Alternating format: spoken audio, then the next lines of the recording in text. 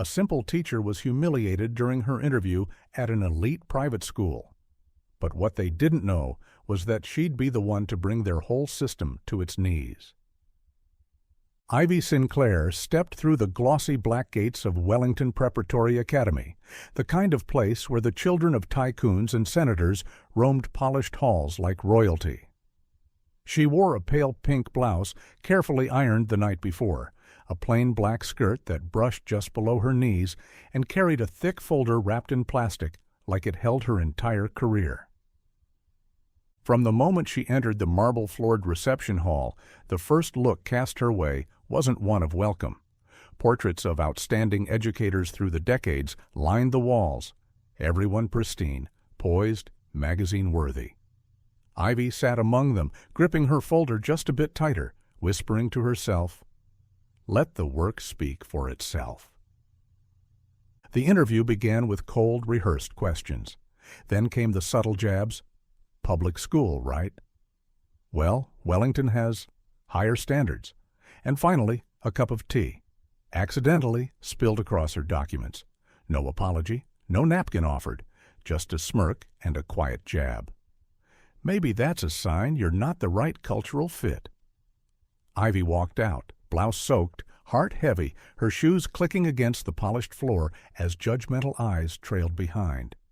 She didn't cry, but with each step, her faith in fairness chipped away, not shattered, but quietly worn down. Then she turned a corner and ran straight into Julian Hartwell, Vice Principal of Academics, her best friend from college. The story that unfolded wasn't just about a failed interview.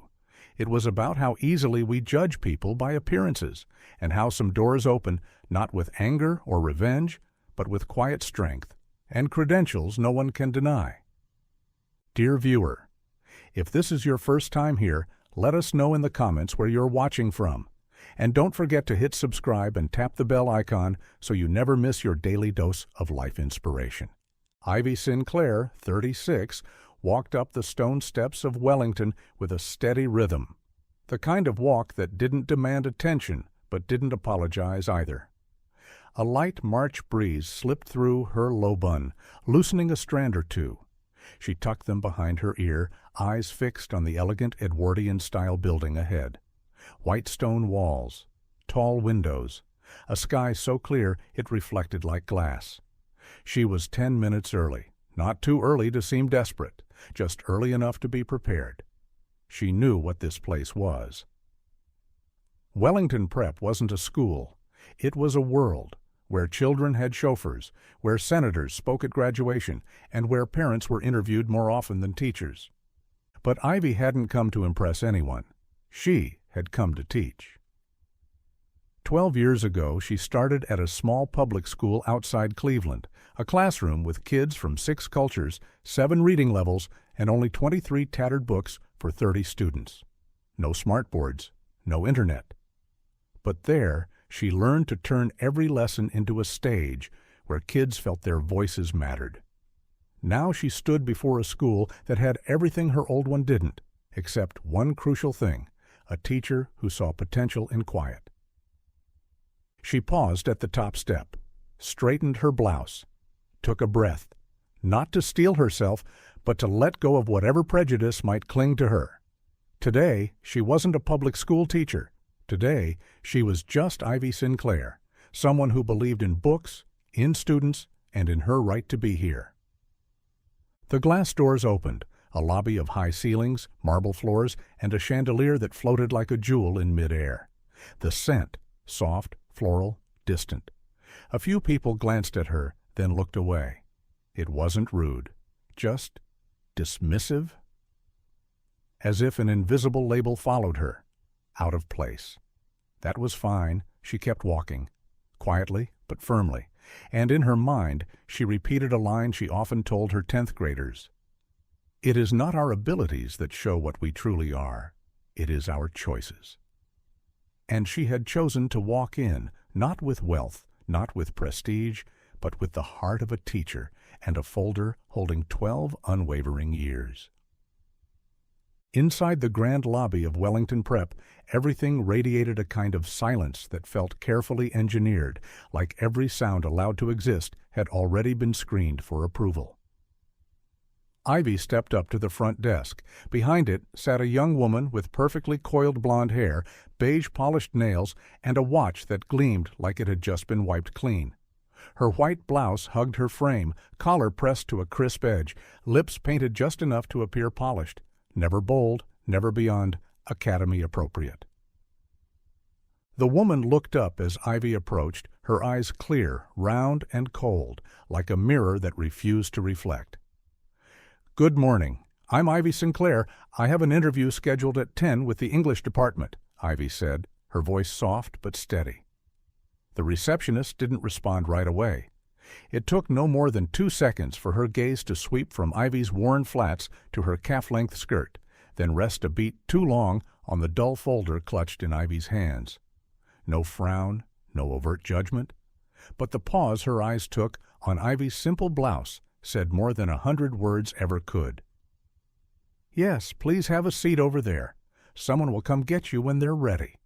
Her tone was polite, polished, utterly devoid of warmth, like she was informing a delivery person they'd missed their time slot. Ivy nodded. "Thank you." She turned and walked toward the guest seating, dark leather chairs with oak trim, lined neatly against a cool white stone wall. She sat, resting her folder across her lap, both hands gently securing the edges. Her posture was straight, neither timid nor tense. A soft breeze from the air conditioning stirred the folder's cover, and she calmly placed a hand on top to steady it. In front of her stood a massive wall covered in oil portraits of distinguished educators through the decades. The men wore tailored three-piece suits and silk ties. The women, elegant long-sleeved blouses, bold red lipstick, tightly pinned hair. Every face carried the same confident gaze, an air that needed no explanation. None of them looked anything like her. At the center of the wall was a bronze plaque etched with the words, "At Wellington, we do not just teach. We lead, we inspire, and we represent." The last line gave Ivy pause. Representative. Represent what? Represent whom? Her gaze drifted left toward a large display case holding rows of student trophies and medals, regional debate championships, international math Olympiads, European literature awards, all polished to perfection, each resting on plush red velvet. There were photographs, too, uniformed students beaming from podiums, their eyes gleaming with pride. Ivy didn't feel jealous. She didn't feel outmatched. She just felt distant, not from their achievements, but from the way this place measured success. Ahead, a heavy wooden door creaked open. A man in a gray suit stepped out, iPad in hand, walking past her as if she weren't there. Nearby, a woman in glasses adjusted her coat and leaned toward the person next to her. "Is she one of the candidates? Doesn't really look the part, does she?" Ivy heard it. But she didn't turn. She'd grown used to moments like these.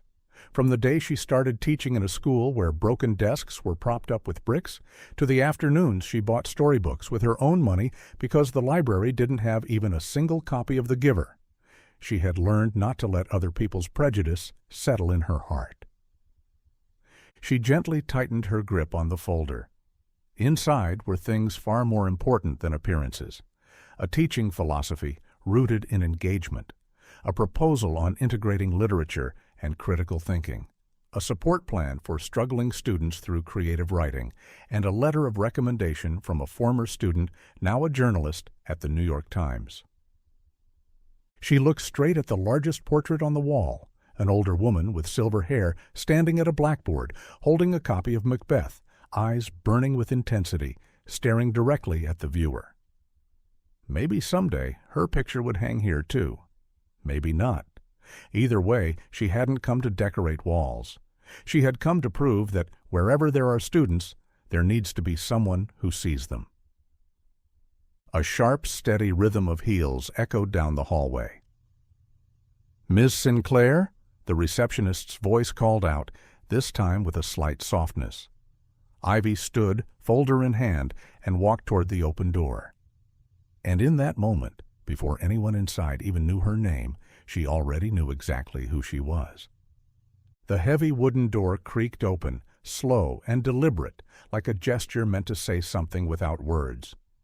Ivy stepped inside, following the receptionist. She paused, not out of awe, but because the room radiated a kind of chill wrapped in class. The high ceiling held rows of recessed lighting, casting a soft golden hue onto a long walnut conference table. The walls were lined in dark velvet wallpaper with carved wooden frames, and on one side, a massive glass window overlooked the athletic field below, where students, tiny from this height, moved like dots on a map drawn by another world. 3 people sat across from her. In the center, unmistakably, was Celeste Davenport. She didn't rise, she didn't nod, she simply tilted her head slightly and gestured with a hand. "Miss Sinclair, please have a seat." Celeste looked to be in her early 50s. Slim, silver hair in a tight bun, gold-rimmed glasses resting like a blade across the bridge of her nose. A pale gray tailored suit hugged her frame without a single wrinkle. Nude polish on her nails. No jewelry, because her gaze alone could undo someone's confidence. To her left sat Sterling Moore, tall and broad, about the same age. Navy suit, silver tie, shirt pressed to perfection. He didn't smile, barely looked up. Just a quick glance as she entered, a scan, a measure, then he returned to the steam rising from his teacup as if mentally adding a line to some private checklist. Plain outfit. Plastic folder. No watch. To the right was Loretta Quinn, soft brown curls parted down the middle, wearing a dove-gray sweater and a pleated skirt. She leaned slightly, tapping a fountain pen gently on the folder already placed before her. Her eyes looked at Ivy like one might examine a curious fabric, not with contempt, but not with excitement either. Ivy sat across from them, her back straight, hands gently resting on the folder in front of her. She could feel the air itself examining her, molecule by molecule. "Thank you for your time," she began, her tone steady. "I truly appreciate the opportunity to share my teaching philosophy and classroom experience." No one replied. Celeste flipped a page in the folder, eyes still on the paper. "Where did you teach before this?" "Riverside High School, public system. I was there for 12 years, Ivy answered. "Ah, public," Sterling said, leaning back slightly. The words weren't harsh, not even sarcastic, but the pause before them made it feel like a conclusion had already been reached. Loretta spoke next, still scanning the folder. "I see you've done some work in creative writing, student-centered, based on feedback and personal interpretation?" "Yes," Ivy nodded. "I design character reimagining projects that help students become the storytellers. It turns literature from an exercise in structure into something they actually feel, something they live through." "Interesting," Sterling murmured, almost smiling. "The only concern I'd have is our students have been studying Shakespeare since 6th grade. They're used to a more traditional approach. Wouldn't your method be a bit too soft?" Ivy met his eyes, unflinching. "I believe the heart of literature doesn't lie in how complex the language is, but in how deeply it connects. I once had my students write apology letters from Lady Macbeth to herself, and the results were incredible. They understood her not just through dialogue, but through regret, fear, loneliness, through emotion." Loretta jotted something down. Celeste closed the folder and looked up. "And do you believe you could represent this school among parents who are financiers, students who are children of diplomats, journalists covering international education? Dressed like that?" Her voice wasn't cruel, it was simply sharp, razor sharp. She didn't need to raise the volume to land a cut. Ivy paused. "Represent the school?" she repeated. "I believe that's not about expensive shoes or tailored suits. It's about whether I can make students believe their voices matter. If I can teach the kid in the back row that they have the right to understand Shakespeare, then yes, I believe I can represent any community." Sterling raised his head fully, a faint smile tugging at the corners of his mouth. Loretta stopped tapping her pen. Celeste simply stared, her gaze a final exam with no rubric.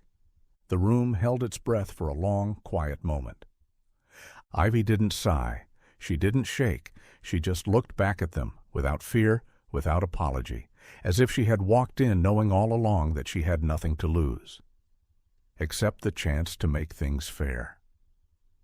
Ivy opened her folder and turned to the third page, where she had attached mind maps created by her students in a program she called Literature Through a Personal Lens. The diagrams were messy, scribbled, with simple drawings and uneven handwriting, but they held entire inner worlds of kids who once feared literature the way they feared tests. "I started this program in my 4th year of teaching," she said, voice calm and measured, her gaze shifting gently between the 3 people before her. The idea was to move students away from reading to be tested and toward reading to understand themselves. For example, with The Crucible, I asked them to pick a minor character and retell the story entirely from that perspective. The results were incredible. Some wrote in diary form, some used free verse poetry, some even structured their work like text message threads. "And you found that effective?" Sterling's voice cut in, not harsh, but clearly carrying a note of skepticism. Ivy nodded. Not only did their test scores improve, they wrote more and they shared more. One student, who had been labeled emotionally shut down, wrote their very first letter to themselves after our 3rd class. "I believe if literature doesn't touch the student, then it's just ink on pretty paper. Nothing more." Loretta lifted her hand to pause her pen. "I understand the intention, but Wellington has a certain standard. Our curriculum has been carefully built over years. Standardized syllabi, core texts, guided lectures. Over-personalizing could cause the classroom to lose structure." Ivy offered a small, soft smile. "I don't reject structure. I just believe sometimes the framework is just the beginning, and getting a student to look up and actually want to learn, that's where flexibility becomes essential." Sterling sipped his tea. "You speak well, but I wonder if you teach this way to Wellington students, kids who've read King Lear since 7th grade, who've had private tutors since elementary school, won't it feel too basic to them? Too lenient?" His words weren't loud, but sharper than anything said so far. Ivy looked up, not frowning, not sighing, just pausing for a beat, like pressing pause in a quiet symphony. "To be honest," she replied, "difficulty isn't in the length of the text, it's in the depth of the connection. I've taught students at elite programs, and I've also taught a girl who hadn't spoken in 3 years due to trauma, and she gave the most profound analysis of Hamlet I've ever seen, not through words, but through drawings and sticky notes layered onto every page of her book." Loretta tilted her head slightly. Celeste said nothing. Sterling lowered his cup, eyes still on her. Then, for the first time since the question about fitting the image, Celeste spoke. "You once taught a diplomat's child, didn't you?" Ivy nodded gently. "Yes, during an international posting. His daughter had lost touch with her native language and was terrified of literature. I used a bilingual method, having her write in both English and Spanish side by side, to help her reconnect." "And you believe that qualifies you to work with the parents here?" Celeste's voice was quieter now, her eyes narrowing slightly, not threatening, but sharp as if testing whether Ivy truly understood the culture she was about to step into. Ivy held her gaze, calm and unwavering. "I believe professionalism doesn't come from where you went to school or the price of your suit. It comes from your ability to make others believe you're listening and that there's purpose behind every choice. I may not know everything about their world, but I know what makes a classroom unforgettable." Sterling gave a faint, almost amused smile. "An unforgettable class isn't always one that passes accreditation." Loretta jotted something down. Celeste crossed her arms. Ivy's voice dropped slightly, but her eyes grew brighter. Ladies and gentlemen, I'm not here to change Wellington. I'm here to offer something I believe Wellington is missing, a teacher who isn't afraid of being judged, only afraid of students being left behind. The room fell into silence again, this time heavier, not the silence of judgment, but the silence of reflection. The atmosphere in the interview room had shifted. It wasn't silent anymore. It had become sharp, as if every word that followed would serve both as a question and a test. Ivy could feel it, but she didn't retreat. She turned to the next page in her folder, showcasing a student project where they had rewritten Antigone into a modern play about loyalty and personal struggle within an immigrant family. It was the kind of project that not only won a district-wide literature award, but moved parents to tears during its performance. To me, teaching literature isn't about teaching words, Ivy said, her voice steady. It's about teaching students how to read the world and how to respond to it using their own voice. Respond with what exactly? Sterling Moore cut in. He leaned back in his chair, one arm crossed, the other tapping a silver pen against the table. Photocopies? The words dropped into the air like acid, not enough to burn, but just enough to sting pride. Ivy raised an eyebrow slightly. She knew that kind of move. It didn't need to be loud. All it took was one word, placed at the right moment, to make someone question their own worth. Loretta Quinn let out a soft chuckle. Celeste Davenport remained silent, watching closely, as if she were waiting to see how Ivy would handle her first hit. I print materials when necessary, Ivy replied, her gaze still warm. But I believe what draws students in isn't the format. It's how the teacher makes them feel heard. A handwritten essay on lined paper, if it's honest, is worth more than any glossy handout that lands in silence. Beautiful, Sterling nodded, as if listening to a poem. But here at Wellington, we have a certain image, an expected standard. Our teachers don't just teach, they represent this institution at partner events, media features, award ceremonies. We can't exactly have someone show up on the cover of an international academic journal dressed like this, he added, his eyes gliding across Ivy's pale pink blouse like a blade skimming fabric. Ivy's fingers tightened slightly around the edge of her folder. For the briefest moment, her shoulders felt heavier. Not because of the dress, but because of the way they looked at the dress, as if it were an immovable barrier. Celeste still hadn't spoken, but this time she tilted her head. We need someone with a more professional image, she said, her tone even, like reading off a staff memo.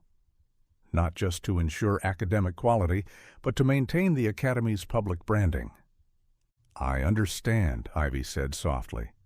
And I believe professionalism doesn't lie in the seams of a suit, but in how someone preserves their dignity when they're being judged. For the first time, Loretta stopped writing. Sterling squinted. Celeste furrowed her brow, not out of disapproval, but surprise. Ivy took a breath. I wore this same dress when I taught The Great Gatsby, and one of my students stood up, mid-lesson, and cried, because for the first time she realized that being excluded wasn't her fault. That day I didn't represent any brand.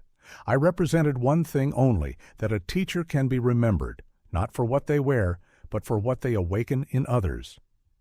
No one spoke, but something subtle shifted in the room. The air no longer felt like judgment. It had become scrutiny, careful, as if the people behind the table weren't entirely sure anymore if the woman they meant to dismiss had just taken control. We appreciate your passion, Ms. Sinclair, Celeste said after a long pause, but sometimes difference becomes a barrier, and at Wellington we need people who can blend in, naturally. I understand, Ivy nodded. Then she smiled, a smile that was neither defiant nor defeated. But sometimes, she said quietly, it's the ones who don't blend in, who open the door to something new.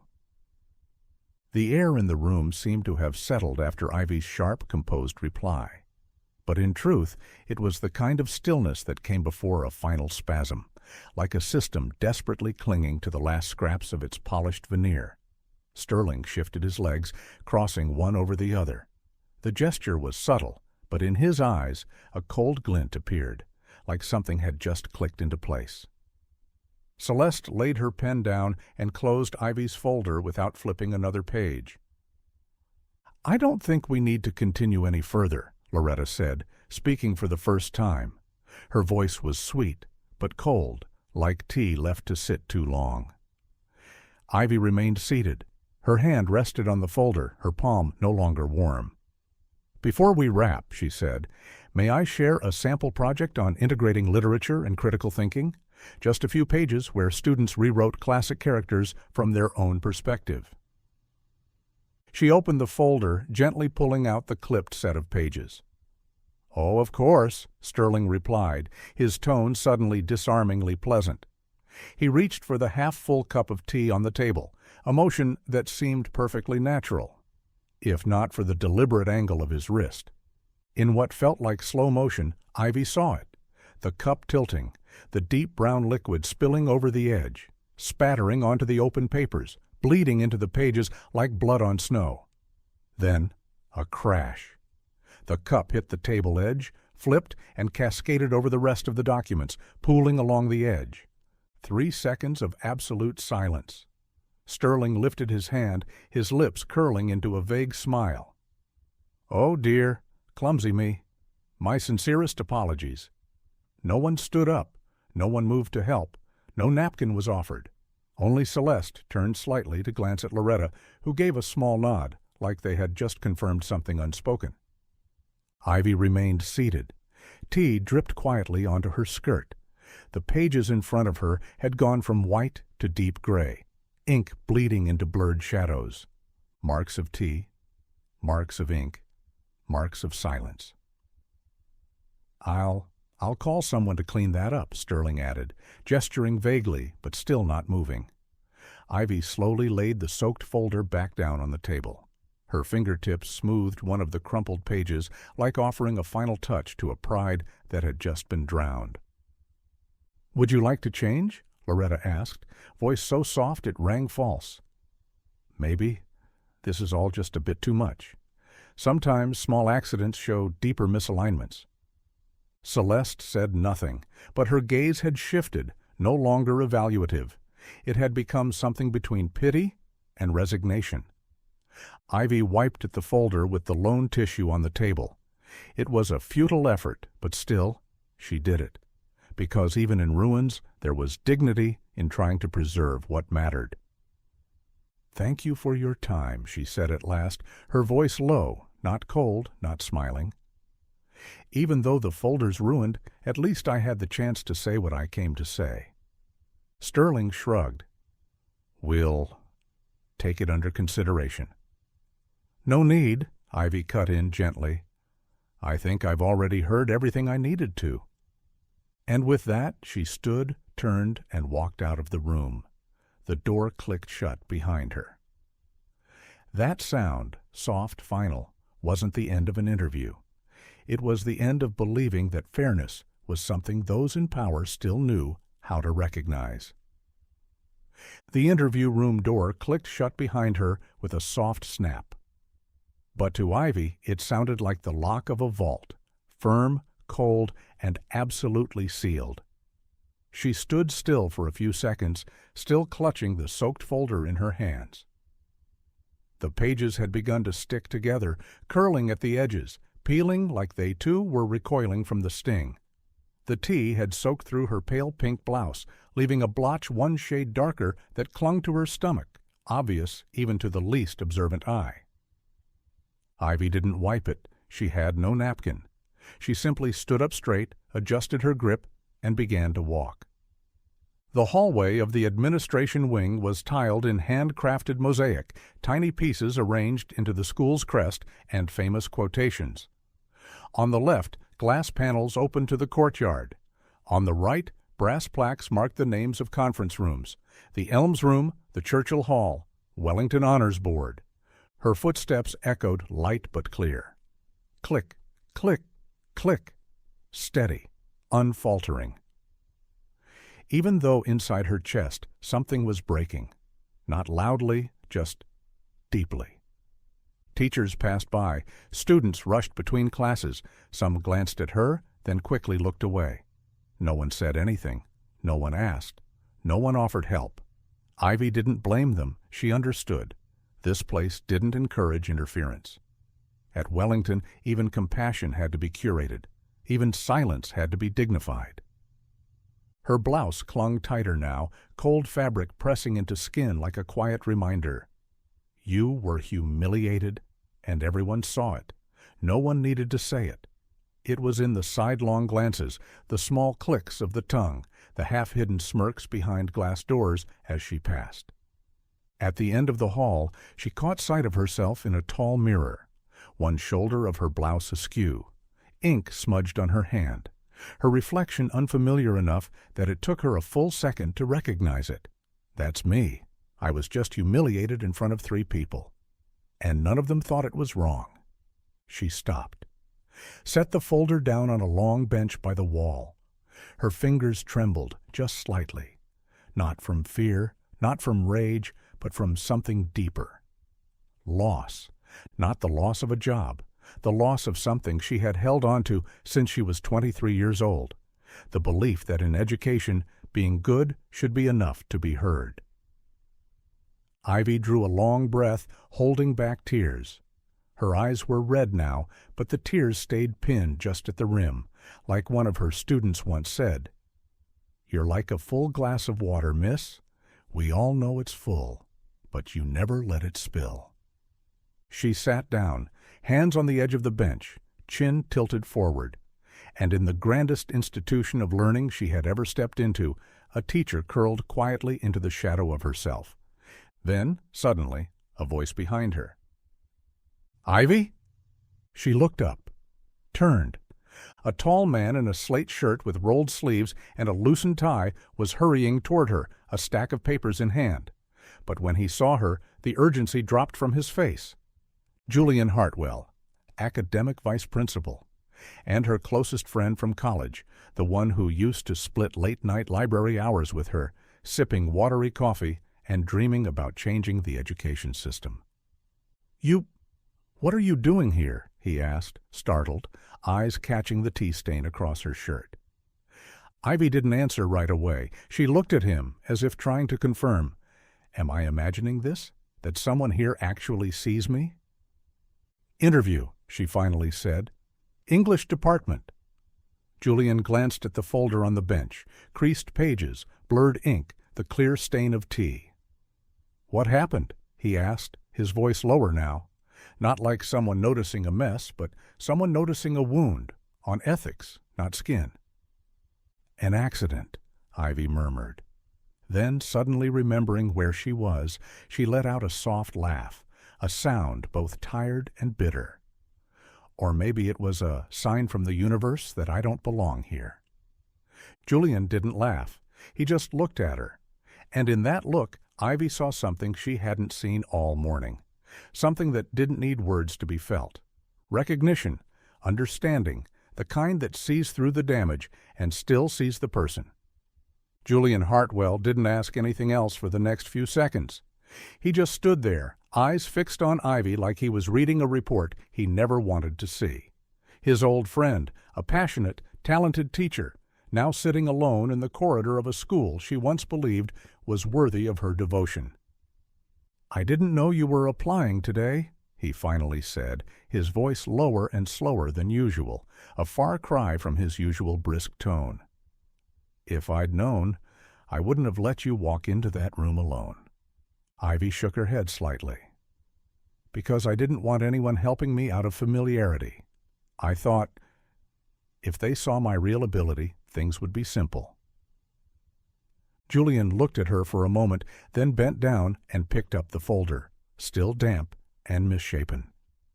"This," he said, his voice tightening, "is not what an exceptional teacher should walk away with after an interview."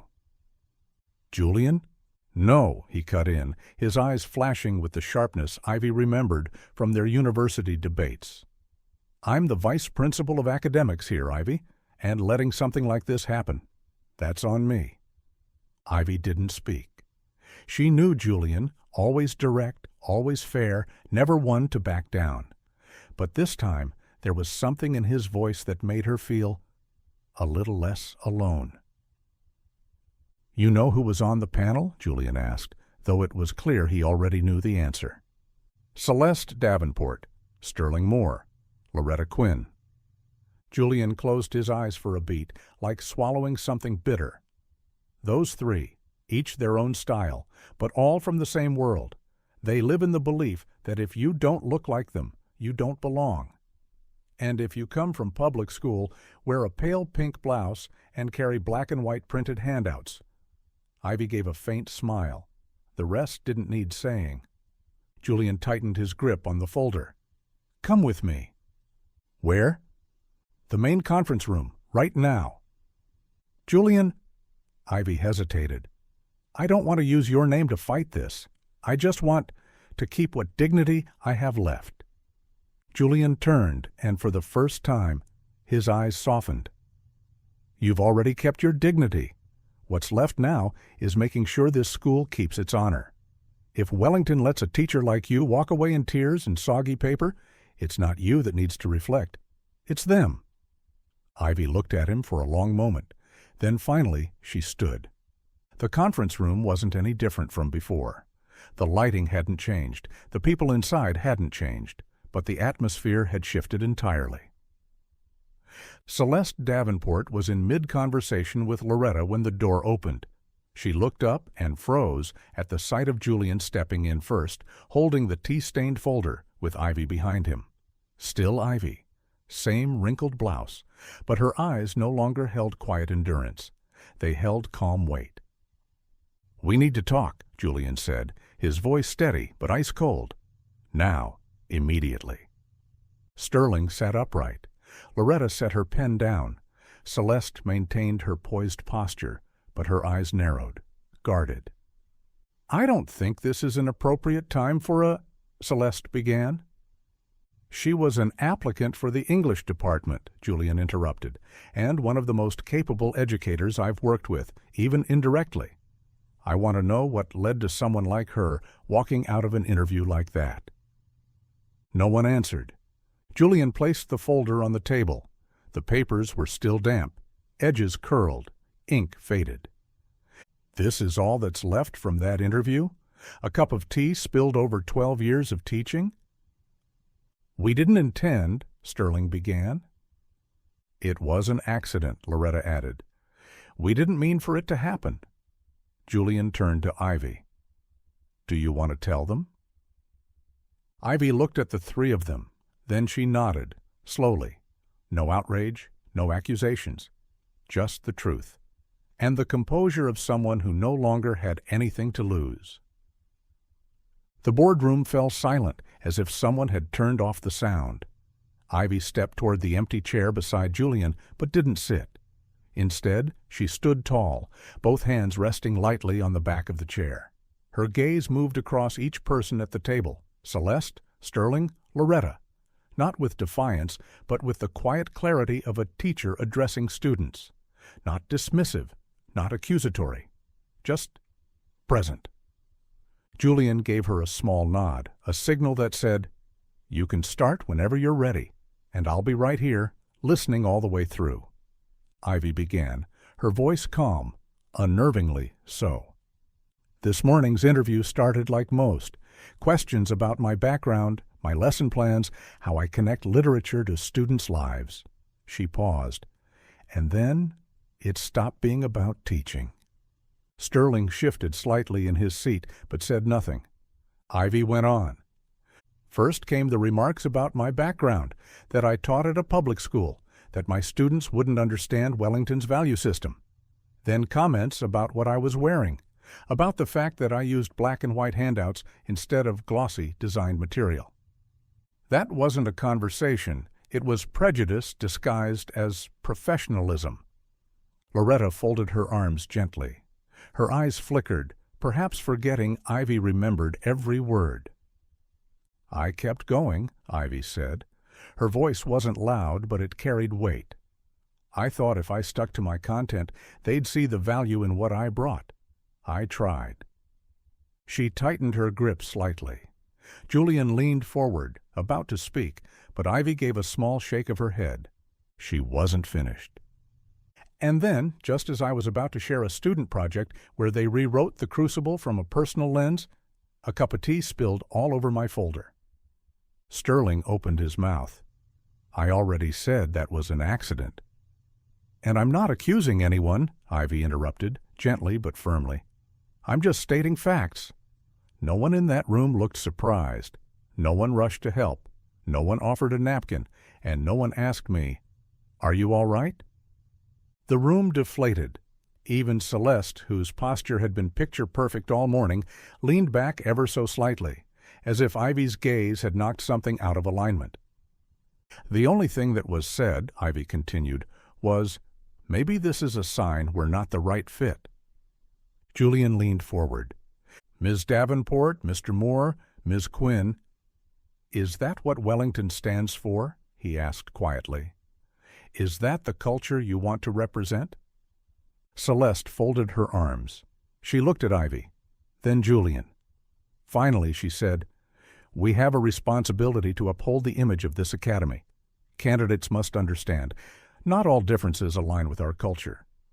Julian rested both palms on the table.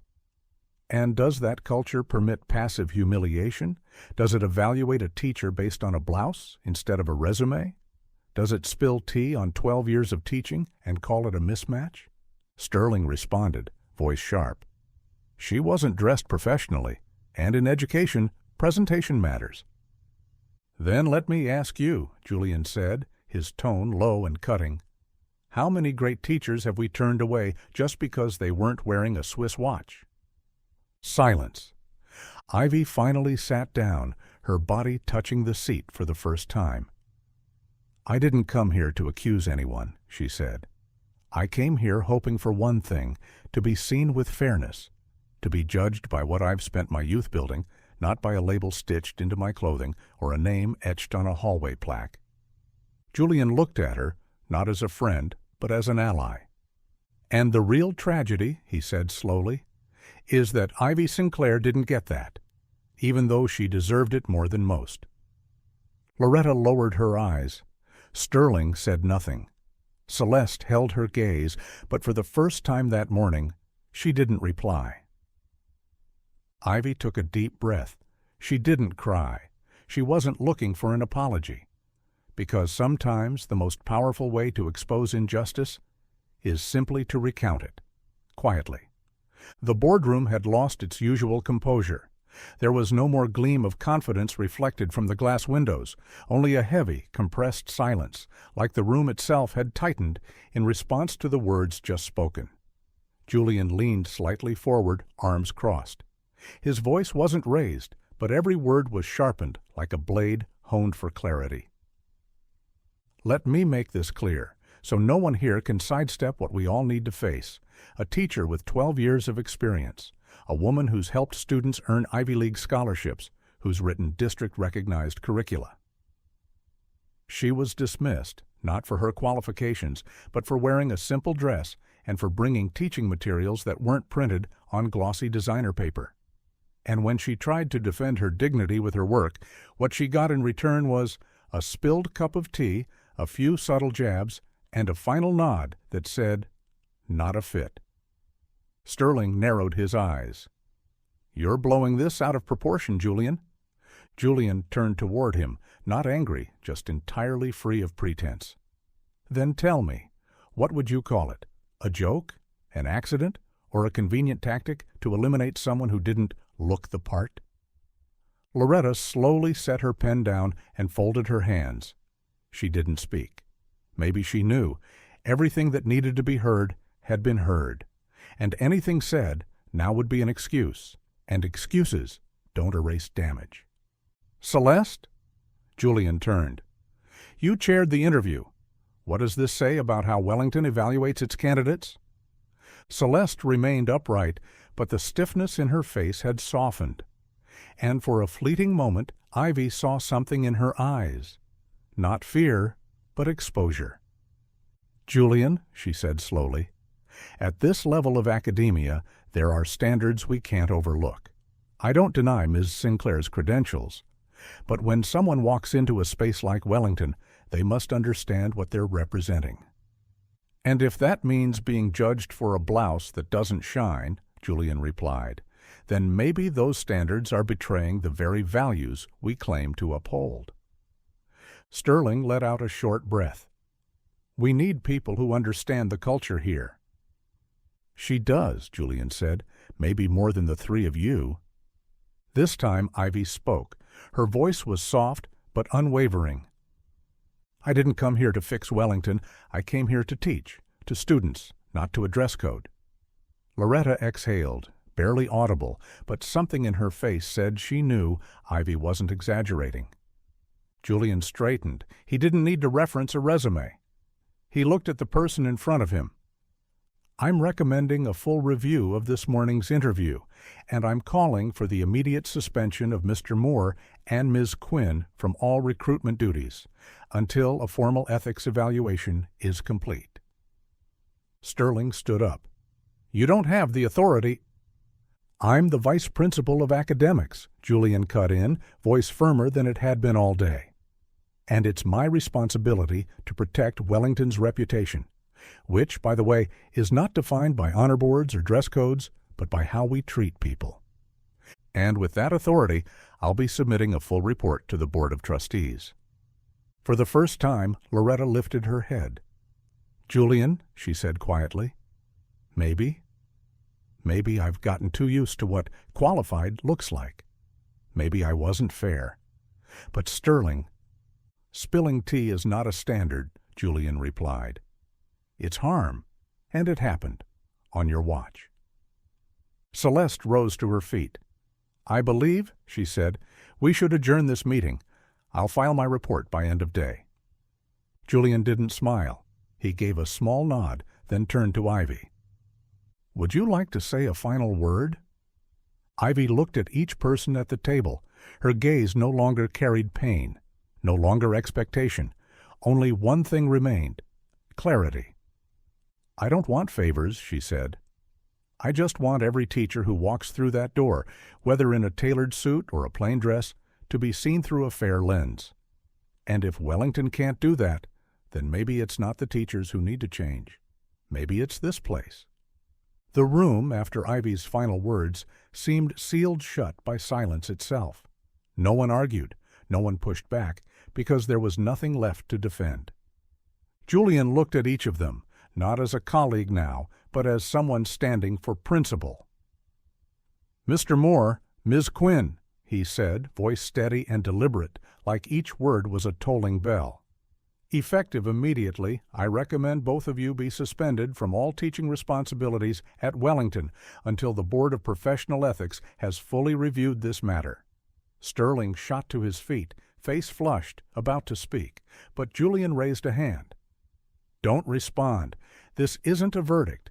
This is a first step to define what you've been calling standards. And if humiliating a candidate no longer fits those standards, then you should know. We've already gone too far."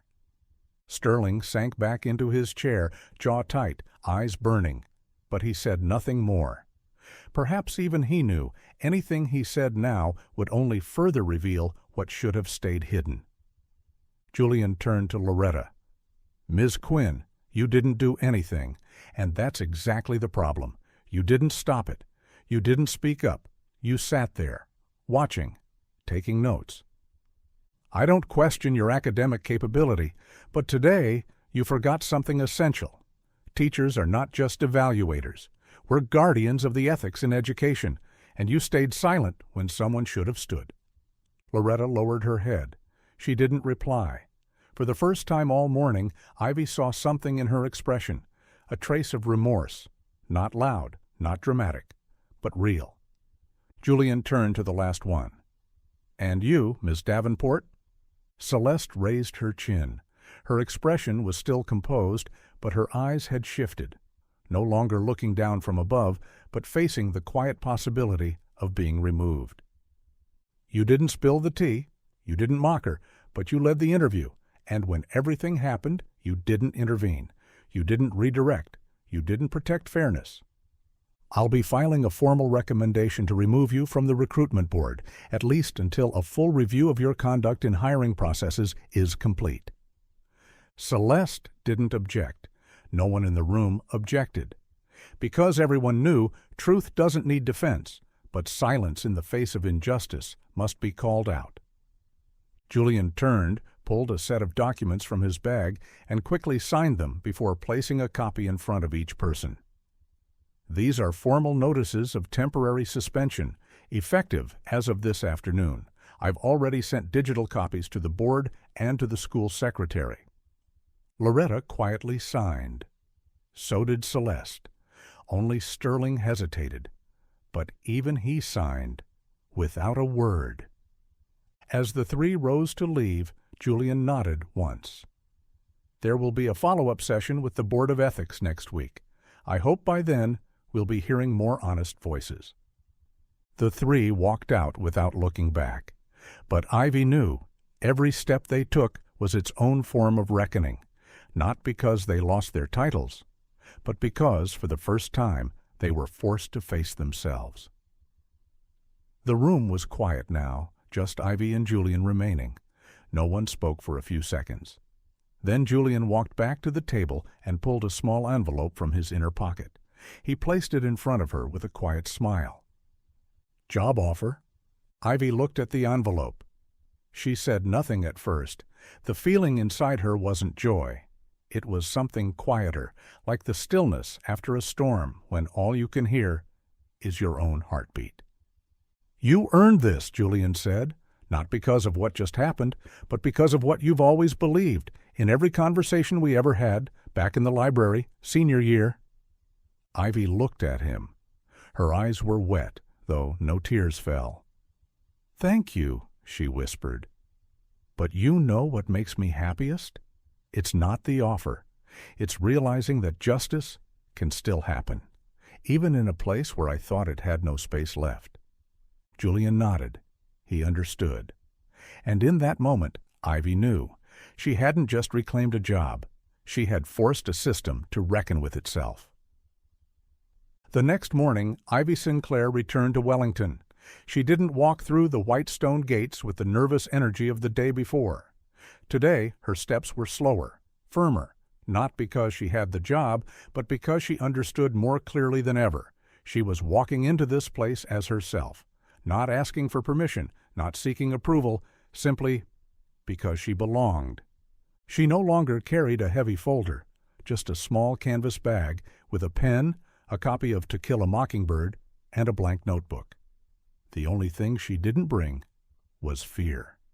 The main lobby looked the same. Polished floors, shimmering lights, the blonde receptionist behind the desk, expressionless. But this time, as Ivy stepped in, the receptionist looked up. Her eyes paused for just a second longer when she recognized her. "Good morning, Ms. Sinclair," the girl said, softer than before. "Vice Principal Hartwell is expecting you in the academic office." Ivy nodded, said nothing, and walked past the portraits of distinguished faculty, just like yesterday. But this time she didn't feel like an outsider. Those faces still looked poised, still powerful, but they no longer made her feel small, because she now knew every one of them, no matter how polished, had once had a first day. And today was hers. Inside his office, Julian was standing by the window, coffee in hand. When Ivy entered, he smiled. "Right on time," he said. "Good teachers always are." Ivy smiled back and stepped in. "Today's the first staff meeting, right?" "Yep. And you'll be introduced as the newest member of the English department, heading the pilot program for literature through self-reflection, which I submitted last night." Ivy blinked. "I haven't even finished writing the sample curriculum." "That's fine. Just teach the way you've always taught. The rest, Wellington can start learning from you." He handed her a white ID card. It read, "Ivy Sinclair, English Department, no extra titles, no frills, just who she was, a literature teacher, someone who believed in stories and in truth." The faculty meeting took place in a small assembly hall, tall ceiling, soft lights. When Ivy entered, a few teachers turned to look. Some whispered, some just nodded. Julian stepped to the podium. "Before we dive into departmental updates," he began, "I'd like to introduce the newest member of our team, Ms. Ivy Sinclair. She brings over a decade of experience and was a pioneer in creative writing integration at public schools. She's not here to fit in. She's here to remind us why literature matters and why we chose this profession in the first place." Applause followed. Not loud, but clear. Ivy stood and bowed her head, not out of modesty, but because she understood. Everything worthwhile takes time. During the first recess of the day, Ivy walked out into the courtyard. Students clustered in the hallway, laughter, footsteps, the pop of soda cans. A soundtrack of life. A curly-haired girl in a neat uniform approached. "Are you the new teacher?" Her voice was bright. "That's right," Ivy smiled. "I teach literature. And you?" "I'm Mia, 10th grade. I don't really like English class." She tilted her head. "But I heard from the upperclassmen you once did a crucible play with no stage. That's kinda badass."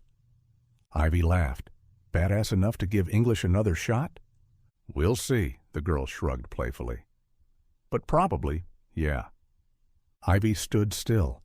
Sunlight filtered through the courtyard trees, a few leaves drifting down like whispers. She thought about yesterday, the tea, the cold eyes, the silence. And then she thought about today. The ID badge, Mia's question, Julian's look, and she knew some doors do slam shut. But there are people, just by standing in their own dignity, who make those same doors open again. Not out of pity, not by luck, but because they deserve it. 1 week after the staff meeting, Ivy received a letter. No sender's name, just a small handwritten note in the corner. To Ms. Sinclair, someone who deserves to be heard. Inside was a letter written in smooth, careful script on cream-colored paper. "I don't expect forgiveness, and I'm not writing to erase what happened. But that day, I sat alone in my office, looking at the lesson plans I once wrote back when I still believed this job was about heart, not about designer shoes. Maybe I've been tired for too long. Maybe I forgot that once I was like you, walking into this place with a dream and a folder no one wanted to open. Today, I submitted a request to Julian asking to assist with your creative writing program, not to be redeemed, but to make sure teachers like me never become who I did." At the bottom, signed Loretta Quinn. Ivy folded the letter and placed it on her desk.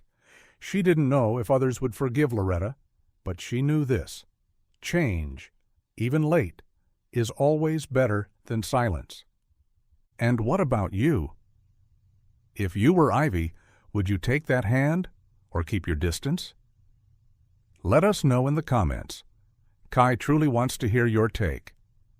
And if this story stirred something in you, please give it a like, share it with someone who's ever been underestimated, and don't forget to subscribe for more real stories that remind us. Sometimes just one voice can change how we see a person forever.